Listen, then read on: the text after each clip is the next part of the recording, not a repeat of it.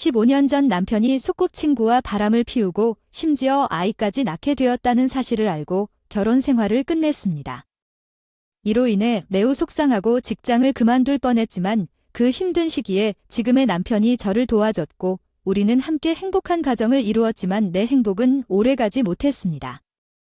최근 15년 만에 전 남편을 보았는데 그 사람은 나에게 당신 같은 사람과 결혼할 수 없는 사람은 아무도 없기 때문에 당신은 여전히 싱글이겠구나 하는 말을 했습니다. 아이는 없지만 아들을 소개했을 때 그에게 내 아이들을 소개시켜 그를 놀라게 했습니다. 전 남편은 충격을 받고 겁에 질렸습니다. 나는 지금 내 삶에 대해 이야기했습니다. 나는 플로렌스 38세입니다. 나는 13세 아들과 함께 살고 있습니다. 맥스 11살짜리 딸 에이버와 저와 동갑인 남편 데이비드. 맥스는 중학교에 다니고 반항적인 시기를 겪고 있습니다. 가끔 건방지기도 하지만 남편 데이비드는 그를 다루는 방법을 알고 있습니다. 에이버는 메이크업과 패션을 좋아하고 그녀는 막내이고 여자 맥스는 에이버를 정말 좋아하기 때문에 원하는 것을 얻는 방법을 알고 있습니다. 그래서 그가 나에게 친절하지 않으면 그를 좋아하지 않는다고 농담하면 그는 빨리 사과하고 잘하겠다고 약속합니다. 그는 매력적이고 항상 일을 만드는 방법을 알고 있습니다. 재밌어서 바쁜데도 기쁨도 가득하지만 사람들이 나에 대해 모르는 게 하나 있다. 한 번 이혼했고 지금은 두 번째로 행복하게 살고 있다. 전 남편 때문에 이혼했다. 잭이라는 이름의 사람들이 정말 상처를 준 일을 했습니다. 15년 전 우리 둘 다 대학에 다닐 때 일어났습니다. 처음에는 우리가 얼마나 아이를 갖고 싶은지 이야기하고 부모가 되는 것이 어떨지 상상하면서 함께 행복했지만 한동안 노력한 후에도 우리는 그렇게 하지 않았습니다. 매월 생리가 오면 임신을 하지 않아서 우리 사이에 긴장이 생겼습니다. 우리는 왜 치료에 많은 돈을 들여 아이들을 가질 수 없는지 알아내려고 노력했지만 의사들은 그럼에도 불구하고 아무런 문제를 발견하지 못했습니다. 남편은 좌절하기 시작했고 우리의 불임에 대해 나를 비난하면서 그는 내가 언제 아버지가 될 것인가와 같은 말을 하고 나를 기분 나쁘게 만드는 비꼬는 말을 했습니다. 그는 내가 아이를 가질 수 없기 때문에 그것이 내 일이라고 말하면서 집안일을 중단했습니다. 내가 여자로서의 역할을 못해서 우리 결혼이 무의미한 것처럼 나중에 남편의 말이 더 심술궂어지고 언니가 벌써 둘째를 낳았다는 말은 별로 좋지 않은데 둘째를 낳고 우리는 아직 그렇지 못하다. 첫 만남에도 그 사람은 거친 표정으로 나를 쳐다보며 나를 비웃고 얕보았지. 몸이 정상이면 이제쯤 애를 낳았을 거라고 나는 이유를 모른다며 변명하려 했다. 아직 우리의 불임에 대해 말하지만 그는 단지 아기를 갖지 못한 것은 항상 여자의 잘못이라고만 했습니다. 만약 내가 당신이 아이를 가질 수 없다는 것을 알았다면 나는 당신과 결혼하지 않았을 것입니다. 당신은 죄책감을 느껴야 합니다. 그의 말이 나에게 많은 상처를 주었습니다. 처음엔 손자를 언제 낳느냐고 신나서 전화를 하곤 했다. 시간이 걸린다고 무시하려 했으나 시어머니는 아직 아이를 못 낳아서 쓸모없다고 비난하기 시작했다. 형수는 너무 쉽게 아이를 낳았고 그들로부터 오는 압박감이 너무 컸습니다. 어느 날 내 친구 데이지가 나를 초대했습니다. 잭네 전 남편은 일로 바빠서 거의 자리에 없었습니다. 그때 데이지가 나에게 충격적인 말을 했습니다. 한동안 너랑 얘기하고 싶었는데 중요한 얘기가 있는데 플로렌스 나도 보고 싶었어. 무슨 일이야? 데이지 기억해. 그레이스는 잭의 어린 시절 친구였고 그들은 서로 가까이에서 자랐고 가족들도 가까웠어. 우리와 같은 대학에 지금은 나와 함께 일한 그레이스네 직장 CEO의 딸이 가족 관계를 통해 직위를 얻었습니다. 우리는 서로 다른 그룹에 속해 있었기 때문에 대학에서 잘 어울리지 않았고 직장에서도 많은 이야기를 나누지 않았습니다. 서로 다른 부서에서 일했는데 남편이 친구에게 전화해서 같이 지내자고 한번 소개했는데 그레이스는 나를 별로 안 좋아하는 것 같아서 피했어요. 데이지 제 친구가 그레이스에 대해 뭔가 놀라운 말을 하더군요. 당신 남편과 그레이스가 바람을 피우고 있어요. 믿을 수 없었어요. 데이지가 두 사람이 친구처럼 손을 잡고 있는 걸 본 적이 없나요? 제가 물었잖아요. 당신이 더 알아봐야 할 것 같아요. 데이지가 그 문제에 대해 이야기할 수 있도록 도와주겠다고 했어요. 잭이 그런 사람일 거라고 의심했어요. 그 사람은 항상 일을 더 해야 한다고 늦게 집에 오곤 했고 주말에는 고객을 접대하느라 바빠서 한 번도 돌아오지 않았습니다. 나는 그것을 무시하려고 노력했지만 데이지의 경고를 듣고 나서 증거를 원하면서 곧장 탐정사무소로 갔습니다.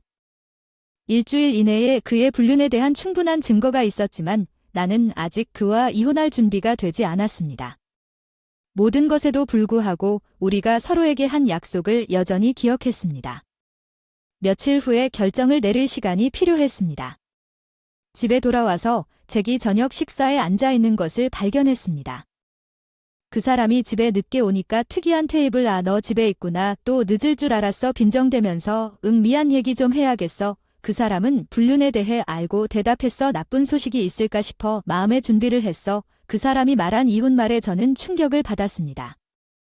저는 그 사람이 단지 장난을 치는 것이 아니라는 것을 깨달았습니다. 그는 그레이스에 대해 진지하게 생각하고 있었습니다. 그레이스는 임신했습니다. 나는 그녀와 결혼할 예정입니다. 그는 믿을 수가 없었다고 덧붙였습니다. 그는 항상 그레이스가 단지 친구라고 말했어요. 잭크가 잘못했다고는 생각하지 않은 것 같았고 심지어 우리 엄마가 내가 당신과 이혼하기를 원한다고 말했습니다. 그녀는 그레이스가 더 예쁘고 아이들이 이 말을 듣게 할 수 있기 때문에 더 낫다고 생각합니다. 잭이 돌아간다고 말하면서 떠날 때 내 눈에는 눈물이 가득 찼습니다.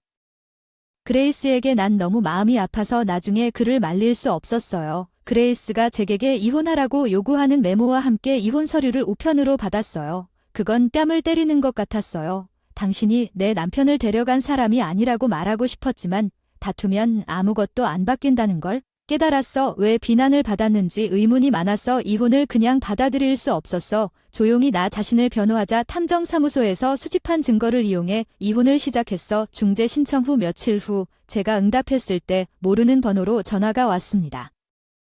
그레이스 잭의 여주인이 저에게 소리를 지르는 것을 들었습니다. 그녀는 제가 소송을 시작했다고 분노했습니다. 저는 상황을 고려하여 그것이 옳은 일이라고 침착하게 설명했습니다. 나는 그녀의 부적절한 행동을 알고 있었다. 그녀는 임신했음에도 불구하고 보상을 요구했다. 그녀의 거친 말이 나에게 큰 상처를 주었다. 나는 그녀에게 이혼 조정 중의 모든 것을 공식적으로 논의할 수 있다고 말했다. 중재에서 잭이 시도한 증거에 따라 법원은 잭과 리의 관계를 불륜으로 인정했다. 불임 탓이라고 했으나 결혼 1년 만에 불임에 대한 증거가 없어 법원은 이를 받아들이지 않았다. 결국 잭에게서 알루민으로 $22만, 그레이스에게서 $11만 받고 이혼을 해야 했다. 잭 그레이스와 나와의 불륜은 친구들 사이에서 소문이 났다. 특히 우리 모두 같은 대학에 다녔기 때문에 충격적으로 어떤 소문에 따르면 내가 불임을 숨기고 잭을 속여서 잭과 그레이스를 동정하는 몇몇 친구들과 결혼하게 했다는 소문도 있었다. 너무 끔찍했어요. 리 그레이스의 아버지가 우리 회사의 사장이었기 때문에 직장 상황은 더욱 악화되었습니다. 그레이스는 자신을 피해자로 묘사했습니다. 그레이스는 임신 중에 임신 중 불임을 숨기고 위자료를 요구했다는 거짓말을 무시하려 했지만 직장에서 반발을 받았습니다. 상사가 총애한 그레이스 그녀의 영향력 있는 가족 때문에 나는 중요한 프로젝트에서 제외되었고 결국 나는 사임해야 한다는 느낌을 받았습니다. 다른 회사에서 나의 능력을 인정하고 여기 자리를 제안했습니다. 기대 이상으로 성장했습니다. 새 상사는 이전 직장에서 나를 선호했던 것과 달리 나의 능력을 높이 평가했습니다. 친족주의 현재의 남편이 된 상사에게 매력을 느꼈어요. 데이비드는 잭과 헤어진 후 힘든 시기에 나의 든든한 버팀목이었죠. 우리는 일부터 사적인 일까지 많은 이야기를 나누며 많은 시간을 함께 보냈고 우리의 유대감은 점점 더 커졌습니다. 데이비드가 프러포즈했을 때의 사랑은 기뻤지만 다시 불임에 직면할까봐 두려웠습니다. 15년 만에 처음으로 그 사람을 거기서 보고 깜짝 놀랐는데 신랑 신부도 우리 대학교 친구였기 때문에 그 사람도 거기 있는 게 당연하다는 걸 기억하고 지나갈 때 그 사람을 무시하려고 했으나 그 사람은 큰 소리로 날 불렀어. 내 관심을 끌었어. 안녕 무슨 일이야 잭이 나에게 말하면서 큰 소리로 말했지. 술에 취해 있었나 봐. 여기 있는 걸 보고 놀랐어. 오랜만인데 살이 좀 찐 것 같구나. 응, 그가 말하면서 약간의 스프레이를 추가했다. 나는 조용히 그의 비꼬는 말에 눈을 굴렸고 잭은 그레이스와 그녀의 아들을 포함한 그의 가족을 불렀습니다. 그녀는 제가 농담하는 것을 보고 웃었습니다. 와, 스트레스로 인해 살이 좀 찐 지 꽤 오래됐나요? 롤러코스터를 타는 것 같지 않았나요? 아이를 갖는 건 운이 없고 운이 좋지 않아. 그들의 무례한 말은 충격으로 말문이 막혔고 그레이스의 아들이 부끄러워하며 얼굴을 붉히고 내려다보는 것을 보았습니다. 그는 꽤 잘생겼습니다. 아직 소개하지 않았다는 것을 깨달았습니다. 이것은 내 아들입니다. 그레이스는 자랑스럽게 그가 귀엽다고 발표했습니다. 날 닮았는데 잘생겼을 뿐만 아니라 똑똑하기도 하고 작은 천재야. 여기서는 우리만 행복한 것 같아. 허잭과 그레이스는 자랑스럽게 아들을 자랑하며 웃었지만 아들의 표정에서 뭔가 이상함을 느꼈습니다. 그 사람 부모님의 행동이 점점 더 불만족스러워요. 그 사람은 마음씨 좋은 아이임에 틀림없어요 생각했지만 떠날 시간이 없어서 잭인의 팔을 꽉 잡았어요. 당신은 불임 때문에 나와 이혼했어요. 그런데 당신은 우리에게서 돈을 빼앗았는데 그는 여전히 15년 전의 원한을 품고 있다고. 그레이스가 끼어들었습니다. 예, 당신은 불임이고 독신이군요. 왜 돈이 필요합니까? 우리처럼 아이가 있는 가족은 더 필요합니다. 돈을 2배로 돌려주세요. 당신. 그들의 이기심에 갑자기 깜짝 놀랐다. 잭의 아들이 말을 걸어 미혼은 미혼 맞다고 지적하고 있는데 왼손에 결혼 반지를 끼고 있다. 모두의 관심이 내가 결혼 반지를 끼고 있는 왼손으로 쏠렸다. 잠깐만, 너 결혼했구나. 잭이 큰 소리로 외쳤다. 그 장면에 부끄러움을 느꼈던 잭과 그레이스는 갑자기 무엇을 해야 할지 확신하지 못했습니다. 내 아들 맥스와 딸 에이버가 내 호수를 걱정하는 것처럼 나타났습니다. 에이버는 항상 솔직하게 말했고 거의 말하지 않는 맥스와 합류했습니다.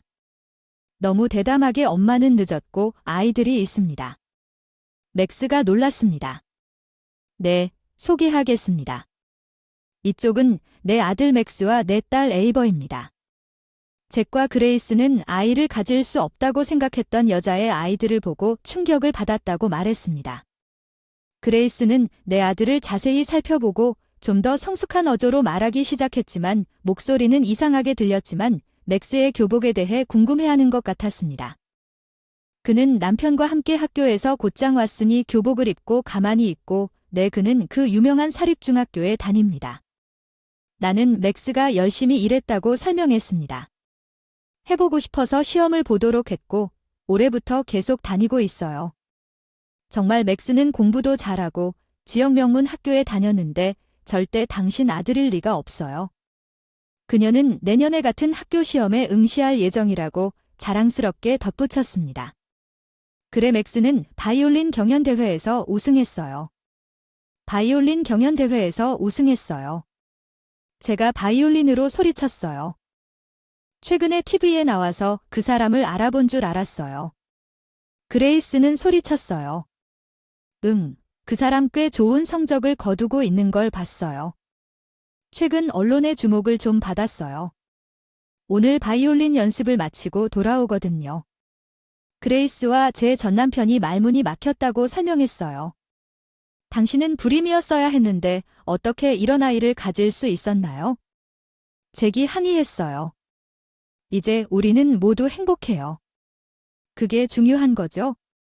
더 이상 서로 관여하지 마세요. 아이들과 함께 떠날 준비가 되었다고 확고히 말했습니다. 그때 제 남편 데이비드가 도착했습니다. 잭의 얼굴이 그 사람을 보자 창백해졌습니다. 혹시 당신 남편입니까? 작년에 레지던트 회장이 된 젊은 로페스 씨가 데이비드를 알아보라고 물었습니다. 사실 데이비드는 그레이스 아버지 회사와 인연이 있는 회사의 사장이었는데 작년에 그곳에서 데이비드를 만났어요. 작년에 그 사장이 추천한 회사의 사장으로 임명됐어요. 아, 저는 로페즈예요. 남편이 자기소개를 하다가 헷갈리더라고요. 긴장된 분위기, 긴장감을 느끼는 맥스는 사람들이 엄마를 불임이고 뚱뚱하다고 부르는 것을 들었다고 설명했고 에이버와 나는 그녀를 도우러 왔습니다. 나는 그들이 앞서 내 전남편과 그의 아내가 나를 모욕하는 것을 우연히 들었음에 틀림없다는 것을 깨달았습니다. 남편의 표정은 깨달았을 때 굳어졌습니다. 상황이 소문을 들었지만 품위가 부족할 것이라고는 예상하지 못했습니다. 잭은 남편에게 아부하려고 변명을 하기 시작했고, 그레이스는 항의하고 말다툼을 시작했고 침묵하던 아들이 마침내 말을 걸었습니다. 이제 그만하자, 끔찍해요. 이 여자가 자기를 뚱뚱하고 불임이라 부르며 돈을 돌려달라고 요구하는 거라니 부끄럽다며 눈물을 흘리며 말하더군요. 불륜이 뭐죠? 제가 불륜해서 태어난 아이인가요? 원치 않는 아이인가요? 고뇌 가득한 잭과 그레이스의 목소리 눈에 띄게 불안해졌어. 뭐 그런 건 아닌데. 그레이스는 자신을 변호하려고 했지만 다른 손님의 계단을 무시할 수 없었고 얼굴이 붉어졌습니다. 그녀는 부끄러워하며 내려다보았지만 나는 잭과 그레이스를 용서할 수 없었습니다. 나는 그들의 아들의 감각을 존경했습니다.